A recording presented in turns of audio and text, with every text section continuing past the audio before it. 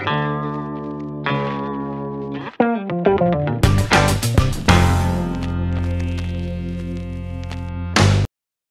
ini gue kasih tema untuk khotbah hari ini. Mau difoto? Oh, enggak ya. Hari ini gue kasih tema. Udah 4 kali gue ngomong hari ini. Hari ini tema khotbahnya hari ini adalah untuk apa kita dipanggil. Sekali lagi tema khotbah hari ini adalah untuk apa kita dipanggil. Untuk apa coba? Ya. Kita tahu kalau Yesus itu paham banget untuk apa dia datang ke dunia. Dia nggak iseng, dia itu dibilang Tuhan Maha Besar, itu literally Maha Besar, besar banget gitu loh, ya besar lah pokoknya gitu ya. Tapi dia sampai mengecilkan dirinya ke bumi yang bukan planet terbesar di tata surya Bima Sakti. Udah gitu lahir lewat manusia lagi. Dan zaman dulu belum ada operasi sesar, jadi semua normal. Bayangin Tuhan yang segede gitu rela lahir lewat tempat sekecil itu. Dan seperti manusia normal, Yesus lahirnya pasti oe juga gitu. Bukan karena dia Cina, karena dia orok. Kan Cina, oe, lo. Yesus yang segede gitu rela mengecilkan dirinya. Makanya disebut dalam kitab Filipi, dia rela mengosongkan dirinya gitu. Segala yang membuat dia besar, segala yang dia buat mulia, dia buang itu semua. Bahkan mengecilkan dirinya sampai seperti seorang hamba, bahkan mati di kayu salib, yang itu ya dia yang paling hina pokoknya. Pokoknya hukuman salib itu zaman itu adalah hukuman mati tersadis yang pernah ada dalam sejarah. Karena sebelum mati benar-benar disiksa sampai titik maksimal orang ini tersiksa. Beda dengan hukuman mati tembak, mati langsung, atau hukum pancung yang di Prancis tuh yang pakai apa namanya, Goltiore apa namanya. Gua nggak hafal tuh yang hukum pancung itu. Buletin. Iya, ya buletin. Emang buletin. Ya gitu lah. Atau hukum pancungnya apa, Hakimbau tuh, yang kayak alat potong kertas gitu kan, tapi gede buat kepala orang. Itu ada. Tapi kan itu langsung mati. Kalau salib nggak begitu, salib lu lihat aja perjalanannya. Yesus dihajar dulu, ditendang dulu, udah gitu. Kalau kita pakai basicnya The Passion of the Christ, itu badannya dicambuk dulu pakai bambu supaya merah. Baru pakai cambuk kedua yang dari besi, bentuknya cakar kayak gini. Kenapa dibikin merah? Biar nyobeknya enak. Kalian kalau pernah lihat daging beef brisket gitu kan, kalau dipanggang utuh tuh, tapi nggak pernah makan utuh gitu kan, harus bisa-bisain gitu. Nah itu kayak begitu tuh, daging dicabik-cabik. Dan orang Romawi terkenal sebagai orang paling ahli dalam menyiksa orang. Ada aja idenya. Ada, karena murid-murid Yesus saja matinya kan macam-macam. Ada yang ditaruh kalau ditaruh di gentong itu ada orang lain. Ada yang hukum matinya ditaruh di gentong, yang dari luar ditaruh paku-paku banyak banget, terus digelindingin ke jurang sampai mati. Jadi matinya kegelinding tapi dalamnya ada paku gitu. Ada murid Yesus yang hukum matinya adalah diikat pakai kuda, dipakai tali, diikat kuda dalam 5 arah. Kepala, tangan 2, kaki 2, terus akhirnya ditarik sampai putus badannya. Dan gue yakin itu waktu ditarik nggak langsung putus, pasti ketarik dulu gitu loh, dipaksain putus sampai akhirnya mati. Nah, yang disalib ada 2 orang selain Yesus ya. Maksudnya di murid Yesus ada 2 orang yang salib. Satu Rasul Petrus, satu Andreas. Petrus disalibnya bener-bener terbalik. Karena Petrus bilang, gua nggak pantas mati seperti guru gua nggak sama kayak dia terlalu mulia untuk mati sama kayak dia. Akhirnya mati kebalik begini. Makanya jangan sampai kena penyesatan akhir zaman. Dari film Exorcism, film apa tuh yang terakhir, yang ada suster apa ya, falak, pundak, lutut, kaki gitu ya. Itu kan salib terbalik, berarti itu kan setan gitu. Enggak, salib itu lambang ketaatan Rasul Petrus sampai mati. Dipermainkan sama orang-orang pembuat film seolah-olah salib terbalik itu lambang antikris. Sebenarnya enggak. Tapi akhirnya kepake sama gereja setan kan. Gereja setan pakai salib terbalik, padahal sebenarnya enggak. Sebenarnya salib terbalik itu lambang ketaatan sampai mati. Andreas sama disalib juga. Tapi yang terbalik kan udah diambil Petrus. Nggak pantas nih gue nih. Dah bentuknya X, kepala tetap di bawah, tapi bentuknya X. Itu Andreas. Ada yang hukumnya dikuliti, maksudnya bener-bener dikulitin. Ada yang jadi ini, lawan mainnya singa di Gladiator tuh. Kalau kalian lihat di Roma kan ada Colosseum. Nah itu, coba gue lupa siapa itu, Thomas apa siapa. Yang menarik, ada satu murid Yesus yang dihukum mati dengan cara ada kuali besar banget isinya minyak yang sampai blebek-blebek. Minyak bukan air ya. Air kan 100 derajat. Minyak kalau sampai blebek-blebek itu suhunya udah pasti di atas 500 derajat Celcius itu. Minyak kalau sampai kayak gitu. Nah, itu orang itu dihukum mati, dicemplungin ke sono, digoreng. Uniknya, menurut sejarah, orang ini nggak mati. Bahkan rambutnya angus pun enggak. Sampai bingung penguasa Roma. Dan itu aja mereka masih nggak mau percaya kalau Yesus yang lindungin dia. Nggak mau percaya. Tetap dihukum mati. Caranya, karena nggak bisa dihukum mati, hukumannya adalah dengan cara yang menyakitkan. Dibuang ke satu pulau tak berpenghuni dan nggak ada apa-apanya. Hanya tanah dari batu, bahkan hewan pun nggak ada. Namanya Pulau Patmos. Dan dia Rasul Yohanes yang nulis Wahyu.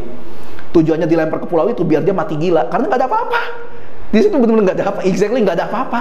Dan justru di tempat itu Yohanes malah dapat pewahyuan dari Tuhan. Maka terus ditulislah kitab Wahyu. Sampai Raja Roma diganti. Ini siapa ada orang di Pulau Patmos? Akhirnya ya udahlah, gue juga nggak kenal lu, apa salah lu apa gue juga nggak tahu. Dibawa balik ke kota. Akhirnya dia matinya mati tua. Jadi dari 12 rasul murid, 12 rasul itu yang matinya paling enak Yohanes. Mati tua. Tapi kan sebelumnya digoreng dulu tuh, digoreng tapi nggak mati, nggak mempan. Malahan mungkin, sampo sekalian gitu kan. Oh pentin nggak ada head and shoulder nih, kayak gitu kan. Ya gue nggak tahu kan. Siapa tahu si Rasul Yohanes doyan bercanda juga gitu. Nah, Yesus itu punya agenda yang harus dia kerjakan sampai dia punya agenda yang dia nggak bakalan mau langgar. Ada agenda, walaupun berat. Orang berat lah ya. Orang di Taman Getsemani Yesus sampai bilang, kalau boleh lalukan cawan ini daripada aku. Kalau boleh. Tapi janganlah kehendakku yang jadi. Nah di situ ketaatan Yesus. Dia tahu sakit, tapi kalau ini satu-satunya cara, ya gue lakuin gitu. Nah, lalu ada goal yang harus dicapai oleh Yesus selama dia di bumi. Makanya Yesus matinya tergolong muda kan, umur 33 tahun dia dikubur. Tapi pelayanannya itu cuma 3,5 tahun pelayanannya Yesus di bumi. Dari dia bener-bener pelayanan sampai dia mati dan bangkit itu cuma 3,5 tahun. Tapi 3,5 tahun itu kitab Yohanes bilang gini, sebenarnya masih banyak yang Yesus lakukan. Tapi kalau dicatat semua dalam kitab, takutnya dunia ini nggak mampu untuk menampungnya. Gila, 3,5 tahun ngerjain apa aja Yesus sampai Yohanes berani ngomong kayak gitu. Berarti ada banyak banget kan? Nah banyak orang yang pengen udah dikasih pelayanan, ayolah pelayanan lah, lu udah lama ke gereja, ntar dulu lah gitu, ntar dulu tiba-tiba kena corona, ini nggak bisa pelayanan lagi. Makanya yang minggu lalu gua bilang, gunakanlah waktu-waktu sekarang ini, karena waktu-waktu ini jahat. Musa berdoa, ajarilah kami menghitung hari-hari kami supaya kami beroleh hati yang bijaksana. Nggak ada yang tahu kita mati kapan. Gue juga nggak mau cari mati, tapi nggak ada yang tahu gitu loh. Justru karena kita nggak tahu, kita harus menggunakan waktu-waktu ini dengan bijaksana. Kita lihat Yesaya 53 ayat 7. Dia dianiaya, tetapi dia memberikan diri ditindas dan tidak membuka mulutnya, seperti anak domba yang dibawa ke pembantaian, seperti induk domba yang keluh di depan orang-orang yang menggunting bulunya, ia tidak membuka mulutnya. Yesus itu punya banyak, sebutnya apa ya, julukan. Yesus memang anak domba Allah, iya. Tapi disebut juga dia adalah singa dari Yehuda. Dibilang gitu, jadi bertolak belakang ya. Satu imut banget, satu galak banget gitu. Tapi semuanya itu ada artinya, ada tujuannya. Yesus itu dibilang anak domba Allah karena emang tujuannya dia datang ke bumi untuk menebus dosa manusia. Emang hanya ada satu cara. Dia menyelesaikan semua misi pemberitaan Injil, kemudian dia harus dihianati, diserahkan, dia dipukuli, disiksa, dia disalib, mati, terus bangkit.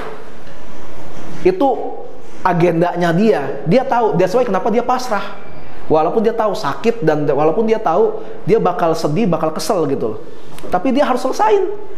Itu yang Yesus ambil. Makanya kalau mau cari teladan Yesus, gue bingung orang yang suka bilang, kita harus belajar dari teladan Yesus. Kita di gereja harus memuji dan menyembah Tuhan habis-habisan. Well, Alkitab nggak pernah ngajarin kalau Yesus ngajarin tentang pujian dan penyembahan. Yesus ngajarin tentang ketaatan. Yesus ngajarin tentang punya integritas. Dia berpegang sama kebenaran dan gak bakalan bisa digoyang sama ajaran lain. Itu yang Yesus ajarin. Ya nggak apa-apa gereja kalau punya ibadah pujian penyembahannya keren, bagus, gue juga pengen gitu loh. Siapa yang nggak pengen? Tapi kalau dititik beratkan di sana, ya itu udah salah. Karena gereja tempat orang mendengarkan Injil. Pujian dan penyembahan itu hanya bagian dari ibadah. Tapi esensinya adalah kita mendengarkan Injil kebenaran dan kita membawa sesuatu buat Tuhan. Itu esensinya ibadah. Zaman dulu mana ada orang datang ke Yerusalem bawa kambing, domba segala macam. Ya sebelum masuk nyanyi dulu gitu. Indomie, ya nggak gitu kan? Nggak nyanyi dulu, mereka gitu. Bukan berarti pujian nggak penting, tapi bukan yang utama, bukan yang esensi, bukan itu yang dikejar gitu loh. Suara bagus kita, ibadah keren kita tidak menyelamatkan kita, tapi kita diselamatkan kalau kita punya iman. Gimana kita punya iman kalau kita nggak pernah dengar kebenaran? Ada banyak orang yang punya iman palsu. Iman palsu tuh gini loh.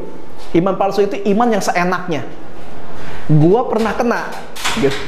Gue pernah begitu, karena dulu gue diajarin seperti itu ya. Ini hati-hati, makanya kenapa pengajaran yang salah tuh efeknya tuh bener-bener gokil ngawurnya gitu. Dulu gue punya iman begini, gue kalau lewat daerah sana tuh Pluit Selatan yang mau ke arah dulu namanya Mega Mall, sekarang mau udah jadi PV. Tuh rumah kan keren kan? Gue berhenti dari motor, gue tumpang tangan, dalam namanya Yesus rumahnya jadi punya gue gitu. Ketemu mobil dulu, gue naksir sama mobil Harrier. Naksir dulu, kan keren. Dulu belum ada R3 waktu itu. Naksir, ketemu mobil Harrier lagi berhenti, tombak naket. Dalam sama Yesus, mobilnya milik gue. Mobil punya orang. Kenapa nggak beli baru sih? Kenapa mobil orang lu tumpang tanganin? Akhirnya kan jadi punya iman yang palsu. Gereja jemaatnya dikit, didoain ruangannya biar rame. Loh kalau mau gereja mau rame, orang harus tertarik sama gereja lo. Ya kan? Makanya karena orang udah tahu kayak gitu, mereka membuat program-program yang bisa membuat orang lain tertarik. Contohnya ya di gereja TikTokan, ya kan? Gue nggak bilang tertariknya dalam artian yang benar kan? Ya kan?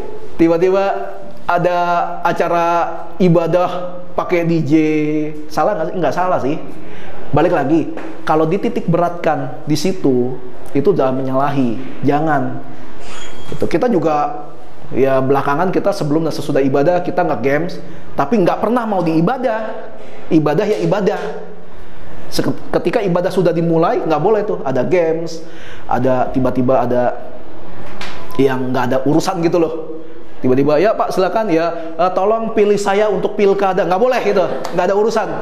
Ibadah adalah tentang kita menyembah Tuhan, nggak boleh diganggu apa-apa. Tapi kalau sebelumnya atau sesudahnya silakan, karena udah bukan ibadah, udah selesai gitu. Kayak gitu. Jadi jangan sampai punya iman yang salah. Nah, Yesus itu digambarkan seperti domba gitu, paling sering karena dibilang anak domba Allah. Karena anak domba itu yang tadi ditulis tuh, dia walaupun bulunya digunting, dia cuma bisa kayak ngeringis gitu loh.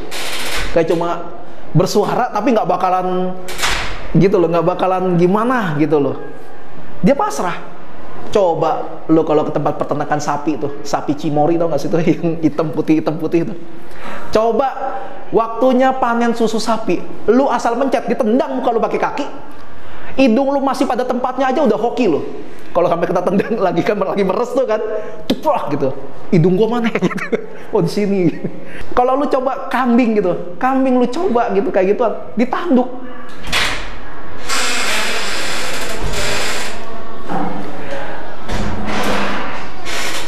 Pas video di-cut, tenang aja pas bersih video di-cut. Kita harus bilang minta ganti pintu. Iya. Pintunya yang slide aja gitu. Enggak, ganti pintu guys.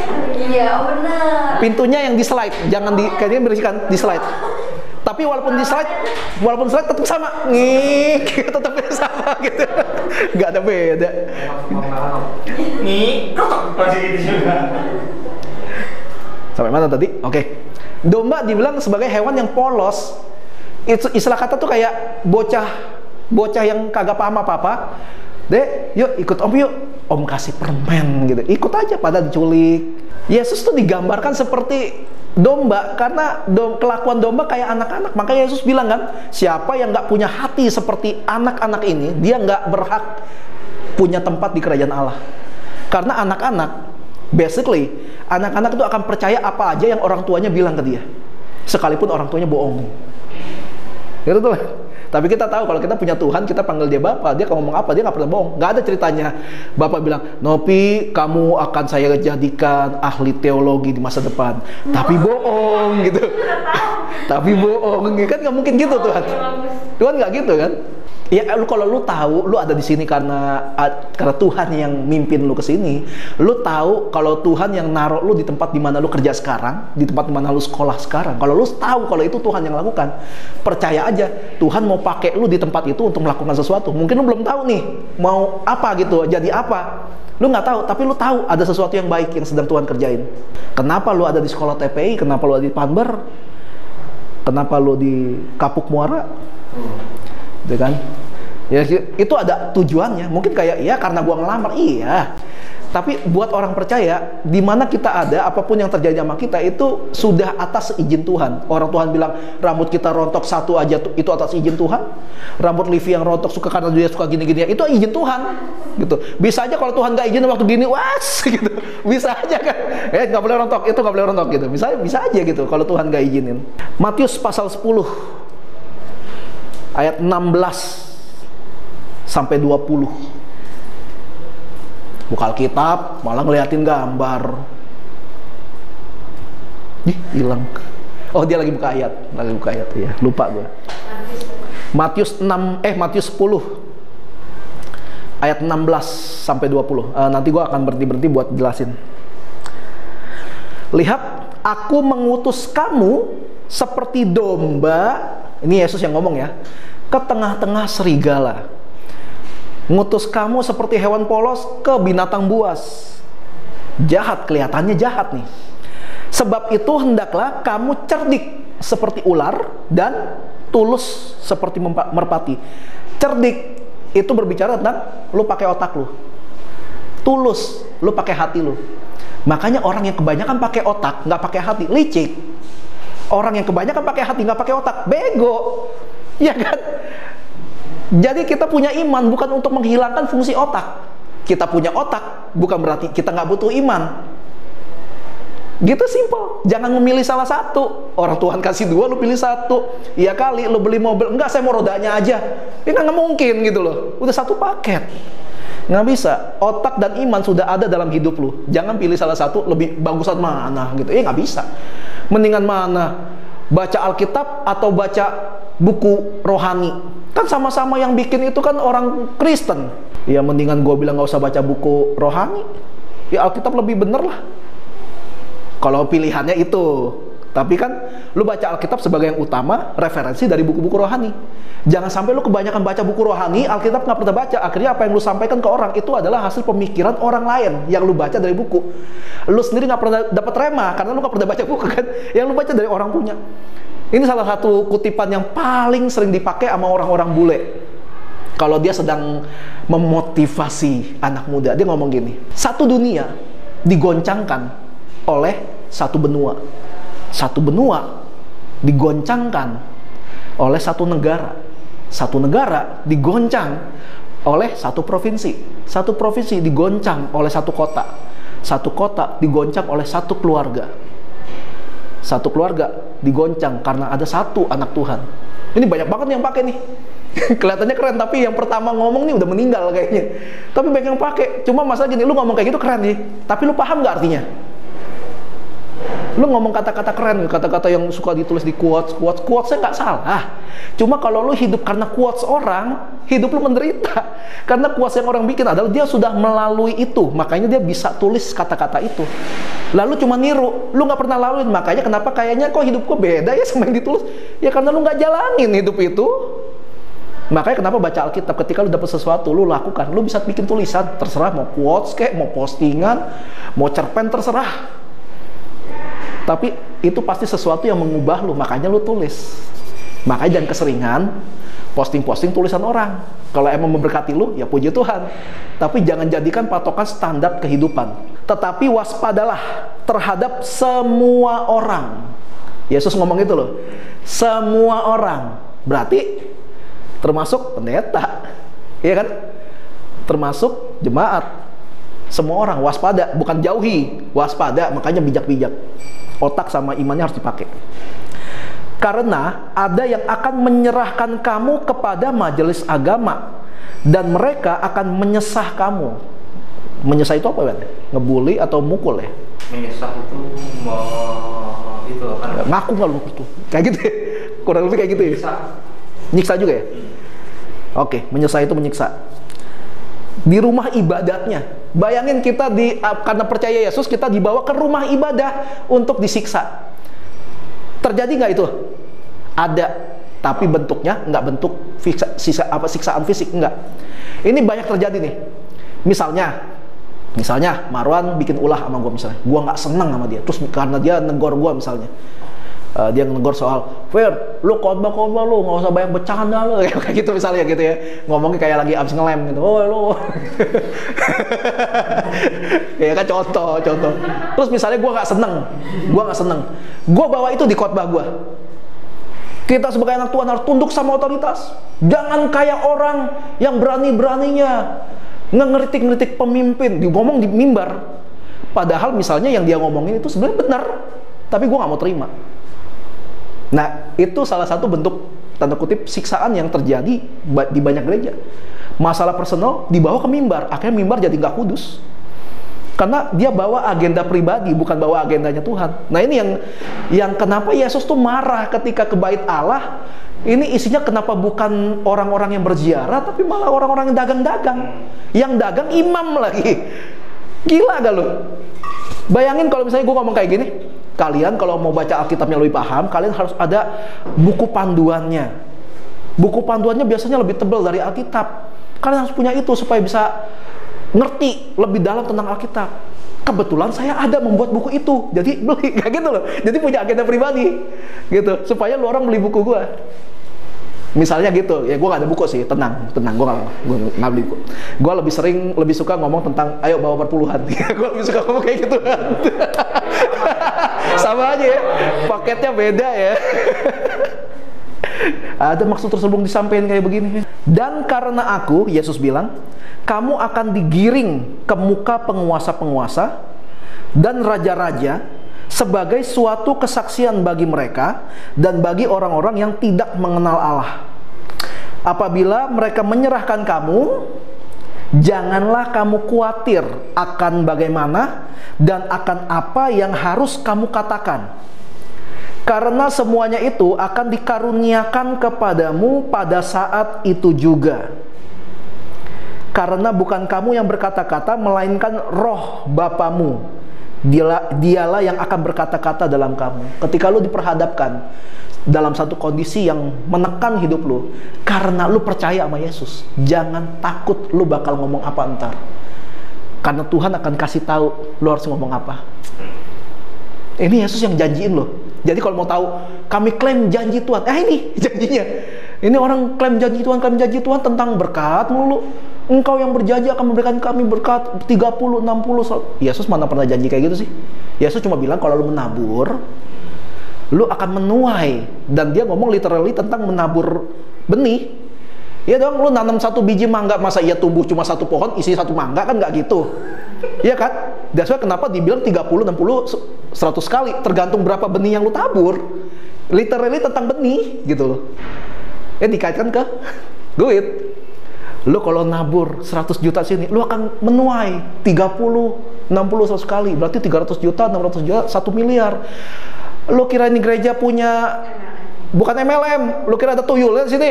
Atau ada pengerja, ayo pengerja, lu buat ngepet hari Senin, lu ngepet hari Selasa. Ini ada yang udah ngasih setoran nih gitu. Masa gitu? Kan nggak gitu loh. Kan nggak gitu. Tapi lu akan dipersalahkan untuk sebuah kebenaran yang lu pegang, dan yang menyalahkan lu nggak jauh, orang rohani juga. Kebayang, Yesus dari zaman Alkitab udah ngomong akan terjadi orang-orang yang kelihatannya rohani justru akan menjatuhkan hidupmu. Orang-orang yang harusnya jadi teladan buat lu tentang kerohanian, malah lu kecewa sama orang itu. Makanya kenapa banyak orang Kristen yang baik, yang punya skill, percaya, keluar dari gereja gara-gara digituin terus. Gua salah satunya dulu gitu. Dan saya kenapa kalau gue ketemu orang Kristen yang udah gak gereja lagi, gue penasaran kenapa gitu. Kadang-kadang dapat info baru tuh. Ada ya, maksudnya pemimpin yang sampai gituin orang ini. Karena gue mulai sering khotbah, gue jadi paham apa gunanya merenungkan firman Tuhan dan memperkatakan. Gue paham jadi ya, kenapa Tuhan nyuruh itu. Yang firman Tuhan bilang untuk lakukan tiap hari siang dan malam itu bukan membaca Alkitab loh, tapi merenungkan firman itu siang dan malam. Jadi baca Alkitab jangan kayak sales kejar target. Gila gue belum baca nih, wah gila dia udah 50 pasal, gue masih 5 pasal gitu. Akhirnya jadi stres, lu baca Alkitab stres. Lu baca Alkitab bukan karena pengen tahu tentang Tuhan, lu baca Alkitab karena kejar target. Satu hari harus 5 pasal, satu hari harus 10 pasal. Segitu doang, gua 20 pasal satu hari.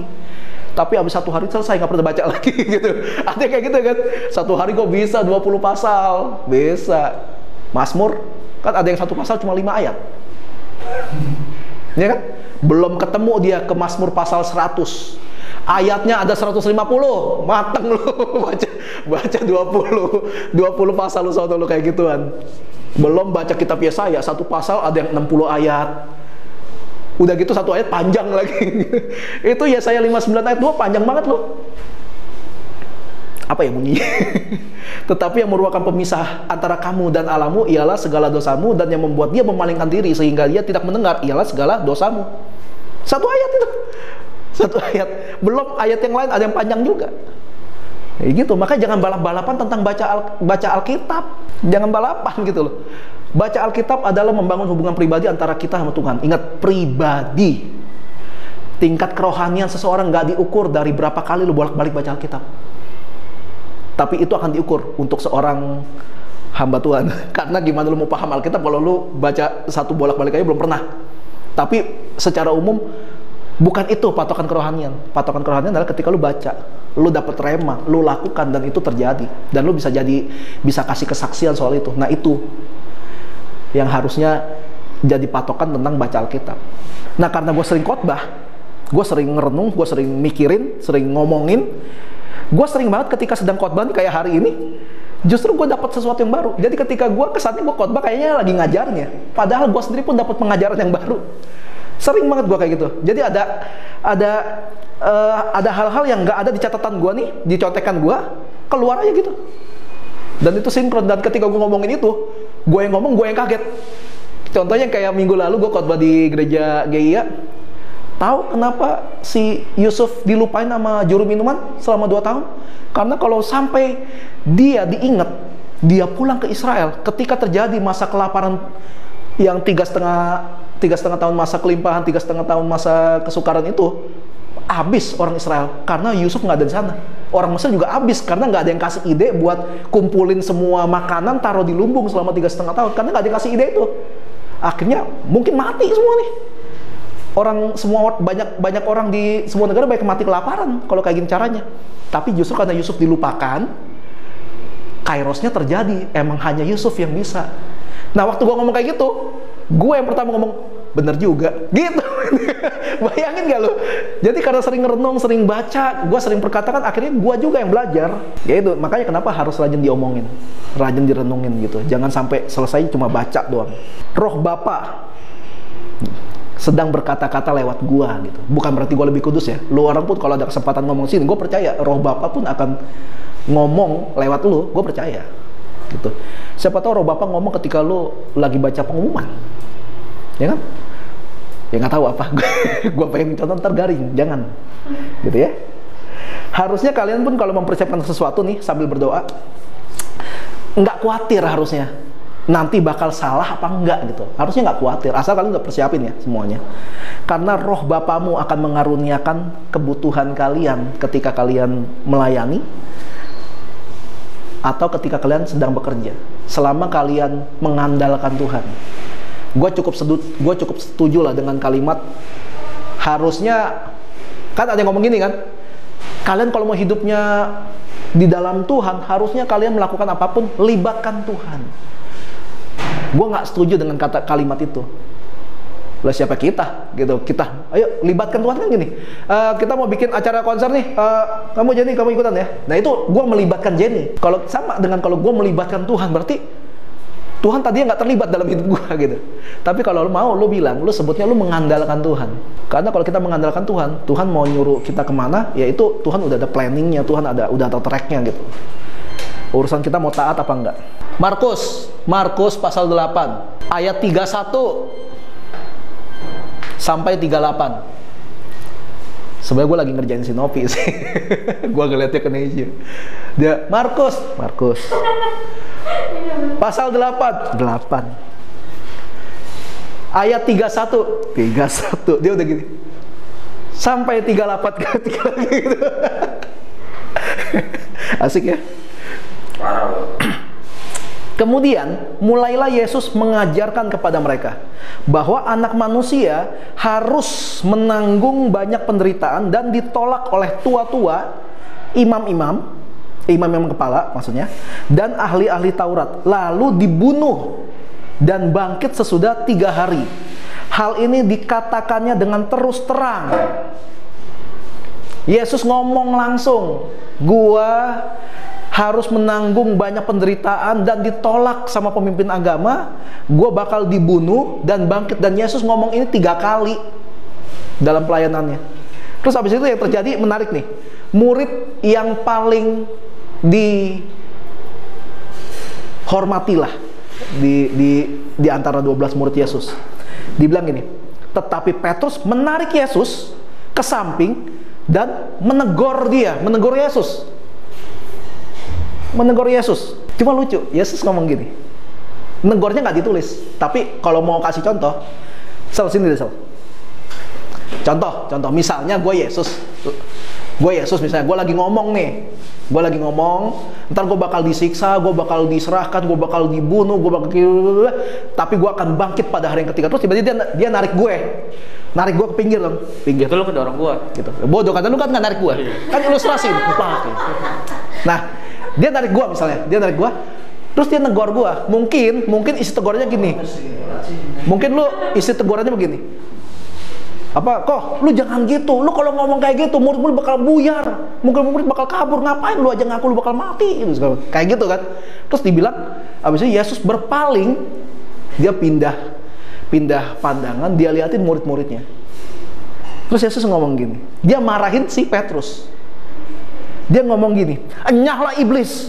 Itu Petrus, murid yang paling dihormatin, dibilang iblis. Udah duduk. Udah selesai. Dibilang enyahlah iblis, sebab engkau bukan memikirkan apa yang dipikirkan Allah, melainkan apa yang dipikirkan manusia. Jadi bisa jadi ini Yesus lagi sarkas ke Petrus. Karena gini, Petrus kan ya sudah 3 kali ngomong nih, kalau dia bakal diserahkan, dibunuh dan bangkit, diserahkan, dibunuh, bangkit, udah 3 kali ngomong. Terus Petrus udah lihat Yesus bikin mujizat, Petrus udah lihat bagaimana Yesus berdebat sama orang-orang ahli agama. Dia masih nggak paham tentang perkataan Yesus. Yesus kesel lah. Nah, bisa jadi ini mungkin sarkas ke Petrus, atau memang Petrus sedang dipakai iblis supaya orang-orang murid yang lain tuh kayak, guru lo harusnya nggak boleh gitu. Murid-murid yang lain juga, oh iya guru, jangan. Mungkin gitu ya, mungkin gitu. Tapi ternyata nggak ada yang ngomong. Yesus bilang, percuma nih debatin ini orang. Tapi Yesus ngeliat murid yang lain. Murid yang lain juga anteng aja, nggak ditulis murid yang lain menyetujui apa yang Petrus katakan. Terus dia bilang, enyahlah iblis, sebab engkau bukan memikirkan apa yang dipikirkan Allah, tapi apa yang dipikirkan manusia. Menurut takaran manusia, kalau seorang guru besar mati, bubar semua. Tapi takaran Allah, kalau Yesus nggak mati, dosa manusia nggak akan pernah dibebasin. Manusia akan terus hidup dalam dosa. Itu yang Allah pikirkan, dan cuma Yesus yang bisa. Malah dilarang. Lu gila, kayak gitu ya. Terus Petrus ngejawabnya kayak si Vivi. Lu gila ya Petrus? Iya. Gitu dia tiba jawab. Lalu ayat selanjutnya, lalu Yesus memanggil orang banyak. Jadi bukan cuma murid-muridnya. Yesus memanggil orang banyak dan murid-muridnya, dan berkata kepada mereka, setiap orang yang mau mengikut aku, ia harus menyangkal dirinya, memikul salibnya, dan mengikut aku. Barang siapa yang mau jadi pengikutnya Yesus, dia harus menyangkal diri, pikul salib, mengikut aku. Jadi nggak usah banyak ngomong, gua ini anak Tuhan. Enggak. Udah sangkal diri dulu belum? Udah pikul salib belum? Kalau udah itu, baru ikut gua. Karena siapa yang mau menyelamatkan nyawanya, ia akan kehilangan nyawanya. Tetapi barang siapa kehilangan nyawanya karena aku dan karena Injil, ia akan menyelamatkannya. Apa gunanya seorang memperoleh seluruh dunia tapi ia kehilangan nyawanya? Karena apakah yang dapat diberikan sebagai ganti nyawanya? Sebab barang siapa malu karena aku dan karena perkataanku di tengah-tengah angkatan yang tidak setia dan berdosa ini, Anak Manusia pun akan malu karena orang itu apabila ia datang kelak. Dia ngomong, apabila datang kelak yang kedua kalinya dalam kemuliaan Bapaknya, diiringi malaikat-malaikat kudus. Ini Yesus udah mendeklarasikan loh. Ntar gue ketika datang lagi ke dunia dalam kemuliaan bersama malaikat-malaikat. Jadi nggak bakalan Yesus lahir lagi dari manusia gitu loh. Yesus ngomongin tentang apa? Tentang tabur tuai. Lu malu sama gua pun akan malu sama lu. Lu malu mengakui gua sebagai Tuhan, gua pun akan malu mengakui lu sebagai anak. Hukum tabur tuai. Speroterizo. Tabur tuai. Siapa yang nabur pasti akan menuai. Siapa yang malu untuk menceritakan tentang Yesus, Yesus pun malu buat orang itu. Siapa yang malu mengakui Yesus sebagai Tuhan, Yesus pun nggak mau mengakui orang itu sebagai anak. Kita harus sadar untuk apa kita dipanggil. Kita dipanggil untuk jadi garam dan terang. Kita dipanggil karena kita memang garam, kita memang terang. Kita dipanggil untuk memberitakan Injil Kristus. Kita dipanggil untuk jadi saksi Kristus. Kita dipanggil supaya kita bisa masuk dalam keserupaan dengan Kristus. Bukan menjadi sama dengan Kristus. Keserupaan. Bukan serupa wajahnya. Bukan serupa namanya. Tiba-tiba ntar punya anak cowok, gue nanya namanya Yesus gitu. Nggak gitu, bukan yang itu. Tapi serupa dalam arti sama-sama berkenan di hati Tuhan. Kalau kita mau hidupnya berkenan di hadapan Tuhan, itu contohin cara hidupnya Yesus. Yesus itu nggak munafik, mengajar hanya yang benar aja, nggak kompromi sama dosa.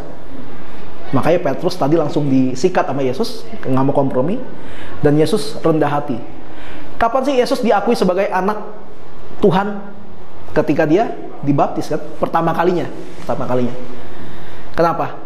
Karena ketika mau dibaptis, Yohanes Pembaptis kan bilang gini, nggak mungkin lah gue baptis lu Tuhan, gue manusia, harusnya gue yang dibaptis. Enggak. Kita harus lakukan ini supaya emang seharusnya itu terjadi karena udah ditulis.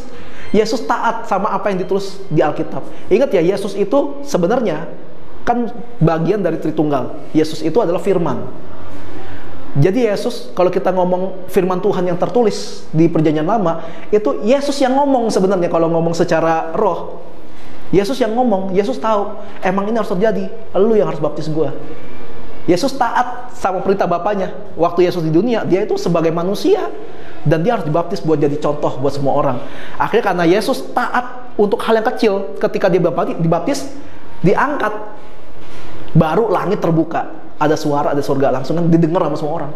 Ini anak gua yang gua sayang, kepadanya lah aku berkenan. Kenapa? Yesus taat. Dia nggak pakai bener sih, lu manusia fana sih, gua kan immortal gitu kan. Ya udah sini gua baptis. Siapa lagi sini? Siapa lagi?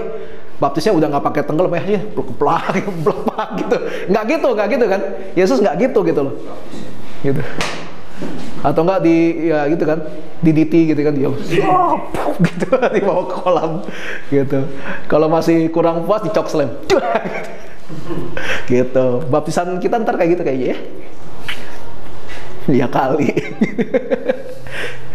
Nah, Yesus untuk hal yang kecil dia taat. Dia tahu kalau dia nggak belajar taat dari hal yang kecil, hal yang gede dia nggak bakal taat.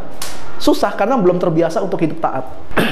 Suatu hari nanti mungkin kita bakal diutus ke sebuah tempat untuk jadi terang dan garam di sana. Tapi mungkin tempat itu keadaannya buruk. Penuh koruptor mungkin, penuh orang munafik mungkin, penuh dengan orang yang nggak bisa dipercaya. Situasinya nggak bagus gitu. Seperti domba yang pergi ke kandang serigala buat jadi santapan. Kayak gitu situasinya. Semuanya orang ngawur semua gitu. Apalah agamanya, termasuk Kristen ada di situ, tapi ngawur hidupnya. Tapi lu kesana, udah kayak domba kan, ke tengah-tengah serigala.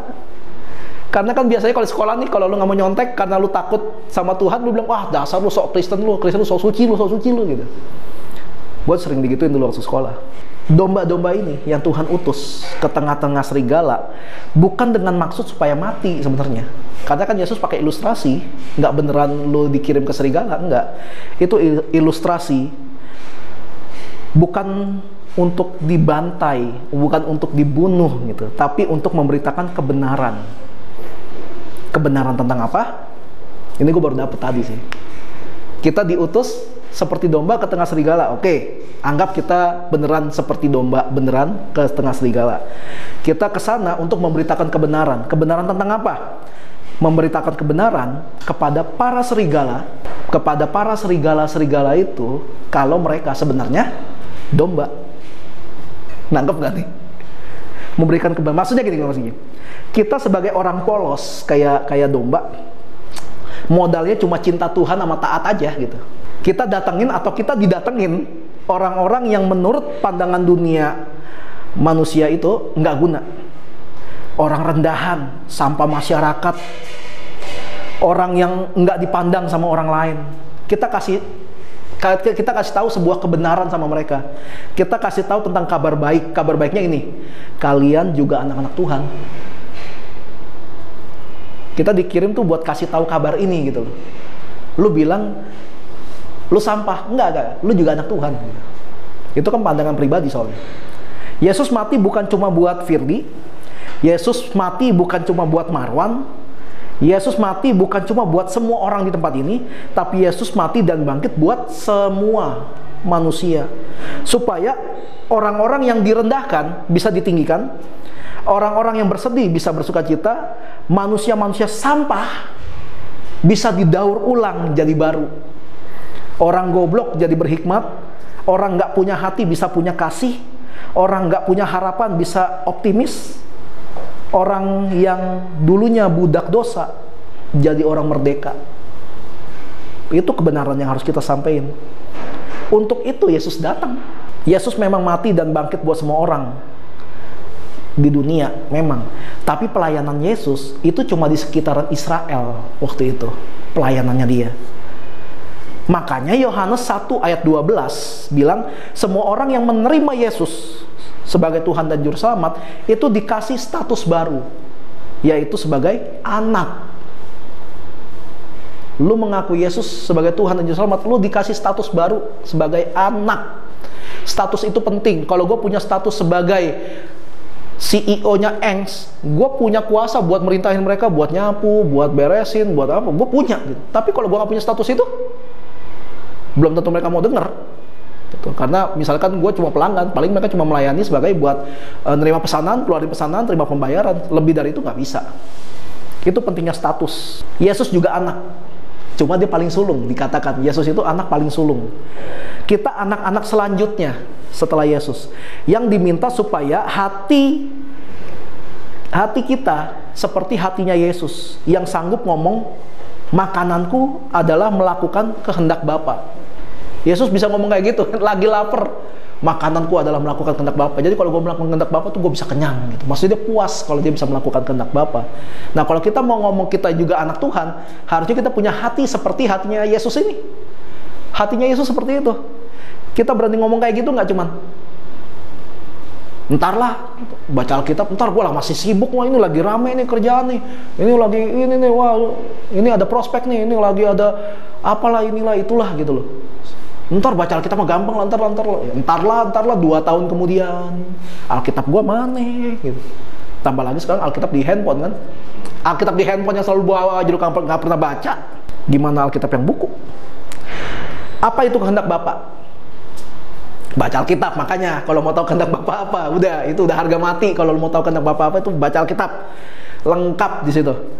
Pelayanan kita sebagai utusan Tuhan harus dimulai dari Yerusalem. Yudea, Samaria, baru ke ujung bumi. Jadi ada urutannya. Kalau lu mau jadi saksi Kristus, lu mulai tuh jangan kejauhan mikirnya. Oh gila, anak-anak di Afrika kelaparan, aduh gue punya hati buat dia. Adek lu sekolah besok juga nggak tahu bisa bayar SPP apa kagak, lu nggak perhatiin. Lu mikirin kejauhan. Nggak bisa ini. Apa lu? Maksudnya gini, lu gimana caranya? Lu bisa mikirin orang yang jauh banget, tapi yang di dekat lu nggak pikirin. Ya lu bisa lakuin itu, tapi lu munafik. Kasih lu palsu. Ya gimana coba sih? Yang jauh aja lu perhatiin, tapi yang dekat nggak lu perhatiin. Justru Yesus bilang, mulai dari Yerusalem dulu. Maksudnya Yerusalem dari yang terdekat dulu gitu, yang paling dekat sama kita. Gitu. Gue sama Livi punya kerinduan, belum tercapai sampai hari ini, tapi gue tetap pasang target itu, yaitu gue sama Livi kalau doa pribadi, gue bilang sama Tuhan gini, kita punya kerinduan buat memelihara hari tua dari orang tua kita. Mereka udah tua men, belum 70 sih, tapi udah tua. Maksudnya gue pengen bisa kasih mereka rumah buat mereka sendiri, nikmatin hari tua mereka, nggak usah pusingin makan apa, tidur di mana dan sebagainya. Enggak, semuanya jadi kayak gue pengen udah pengen ngomong sama bapak gue gitu loh. Kan mak gue udah meninggal, gue pengen bilang sama bapak gue, Pak udah gantian kita yang ngerawat papa deh, atau ke mamanya Livi gitu, mah gantian kita yang ngerawat mama. Udah nggak usah pikirin soal duit, udah kita yang tanggung. Itu kerinduan gue berdua gitu loh. Belum terjadi sih, belum terjadi, tapi gue tetap pasang target itu. Gue pengen ada satu hari, bapak gue rumah masih ngontrak sampai hari ini. Gue pengen bapak gue nggak usah pikirin uang kontrakan gitu loh. Kayak gitu, itu Yerusalem yang gue pikirin. Adik gue juga gue pikirin. Adik gue bilang mau nikah tahun depan, gue udah mikirin, waduh gimana tuh dia tuh, fotonya, videonya, IO-nya, tempatnya di mana, gue bantuin cari semua. Karena gue nggak mau mikirin orang lain, sedangkan keluarga gue sendiri gue nggak pikirin. Baru Yerusalem ke Yudea, agak keluar dikit, komunitas gue pikirin. Gue tahu rasanya memperhatikan keluarga gue, keluarga asli. Nah, gue bentuk komunitas ini, kenapa namanya home? Karena emang gue lagi bangun rumah. Jadi gue terbiasa memperhatikan keluarga gue, keluarga asli gue, dan nggak susah buat gue memperhatikan keluarga baru gue. Nggak susah. Baru Samaria, lebih luas lagi, keluar sampai ke ujung bumi, nggak terbatas. Nah itu urutannya. Jangan dibalik, ujung dunia dulu, karena kejauhan, kebanyakan ujung dunia. Dan asal lu tahu, di ujung dunia ada orang-orang yang punya hati juga memperhatikan mereka. Udah lu nggak usah perhatiin, ada yang memperhatikan mereka. Tapi keluarga lu cuma lu yang perhatiin. Lu nggak bisa minta orang lain buat perhatiin mereka. Lu gila namanya kalau kayak gitu. Akan aneh rasanya ketika lu lebih sayang sama tamu daripada sama keluarga. Itu aneh buat gua. Kalau kita mau ambil beban nih buat mulai jadi saksi Kristus, dimulai dari tempat yang terdekat dulu. Kalau kita mau lakukan ini, jangan heran ke depan kalian bisa lihat hal-hal yang kalian nggak pernah lihat, nggak pernah kalian dengar, nggak pernah timbul dalam hati kalian. Itu malah terjadi dalam hidup kalian. Cuma gue seperti yang gue bilang kemarin, kita udah nabur kan? Ya saatnya menuai. Tapi ketika menuai pun kita masih nabur. Ladang yang ini dituai sih, ladang ini belum ditabur nih. Jadi sambil nabur, sambil nuai. Enak kan? Win-win solution. Kalian yang udah menabur selama dari bulan Januari awal tahun sampai sekarang, gue cuma mau bilang selamat menuai dan kembali menabur. Lu gak bakal bisa nuai lagi kalau lu gak menabur. Nabur itu bukan sekali. Kalau lu cuma nabur sekali, lu tuai, abis. Lu gak ada yang lu tuai nanti ke depannya. Karena lu gak pernah nabur lagi. Yang belum menabur sampai hari ini, mikir. Jangan menyesali hidup, kok gua gini ya. Iya, lu gak pernah nabur. Gimana mau nuai? Belajar nabur dari sekarang. Tabur apa? Lu punyanya apa? Lu bisanya apa? Nggak usah kebanyakan alasan, tabur. Tapi gue nggak punya duit banyak, nggak ada yang minta duit lu. Kalau lu punya kelebihan duit, ya it's okay. Tapi kalau lu nggak ada duit, lu punya tenaga, lu punya waktu, lu punya kuping, lu punya hidup lu, itu yang ditabur. Jadi jangan terpatok sama satu hal. Emang murid Yesus kaya semua sampai Yesus pilih mereka orang setengahnya itu nelayan semua kok, orang kerek. Yesus pilih jadi murid. Orang sampai Yesus naik, Petrus punya karunia menyembuhkan. Ketemu pengemis yang lumpuh di depan bait Allah, Petrus ngomong apa? Emas dan perak tidak ada padaku, ya Rasul kere kan. Tapi apa yang aku punya aku berikan padamu kan. Demi nama Yesus berjalanlah. Dia punya kuasa Tuhan. Nggak punya duit sih, tapi dia bisa nyembuhin orang. Lah itu, makanya lu punya apa makanya? Sama kayak Musa ditanya Tuhan. Lu bebasin orang Mesir ya? Janganlah, gua gagap gitu. Gimana caranya gua bisa nolong bangsa segitu banyak? Apa itu di tangan lu? Tongkat Tuhan. Kalau capek gua bagi. Tongkat gitu. Ya udah, pakai tongkat itu, Musa bikin tanda heran. Musa bisa bikin ketika jatuh jadi ular. Dipegang bututnya jadi tongkat lagi. Dengan tongkat yang sama dia bisa ngebelah laut Teberau. Tongkat yang sama dia bisa keluar mata air dari gunung batu. Hanya karena Tuhan nanya, di tangan lu ada apa? Tongkat. Masih lu punya apa? Tuhan, gue punya skill manajemen. Pakai itu buat kemuliaan Tuhan. Lu punya apa? Gue gak punya apa-apa. Gue cuma seneng ngebacot aja. Pakai bacot lu buat Tuhan. Siapa tahu jadi penginjil yang bagus. Ini semua pakai apa yang kita punya kalau buat Tuhan. Kayak gitu loh. Sampai satu hari nanti lu akan nuai kok. Jangan pakai standarnya kita, pakai standarnya Tuhan. Tapi jangan pakai standar ganda. Pakai standarnya Tuhan, tapi sesuai kemauan kita. Dosanya double triple kabel itu. Berat banget dosanya.